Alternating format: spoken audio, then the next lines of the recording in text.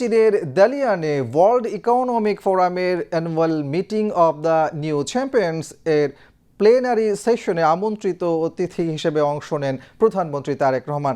আজ সকালে দেশটির দালিয়ান শহরের দালিয়ান আন্তর্জাতিক সম্মেলন কেন্দ্রে বিস্তৃত পরিসরে উদ্ভাবন শীর্ষক এই সম্মেলনের প্লেনারি সেশন শুরু হয়।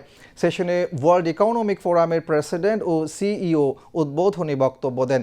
সেশনে বাংলাদেশের প্রধানমন্ত্রী তারেক রহমান ছাড়াও চীনের প্রধানমন্ত্রী লি কিয়াং, দক্ষিণ কোরিয়ার প্রধানমন্ত্রী কিম মিন সিউক, কাজাখস্তানের প্রধানমন্ত্রী উলজাস বেকতেনভ, মঙ্গোলিয়ার প্রধানমন্ত্রী উসরাল নিয়াম উসার, মন্টিনেগ্রোর প্রধানমন্ত্রী মিলোজকো স্পাজিস এবং গিনির প্রধানমন্ত্রী আমাদো উইরিবাহ অংশ নেন।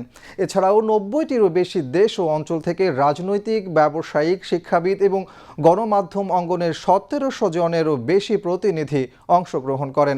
গ্রীষ্মকালীন দাভোসে প্রধানমন্ত্রী তারেক রহমানের অংশগ্রহণ বাংলাদেশের জন্য একদিকে নতুন বিনিয়োগ ও কর্মসংস্থানের সুযোগ সৃষ্টি করবে, অন্যদিকে বিভিন্ন দেশের বেস্ট প্র্যাকটিস গ্রহণের মাধ্যমে জাতীয় সক্ষমতাকে আরও সমৃদ্ধ ও শক্তিশালী করবে।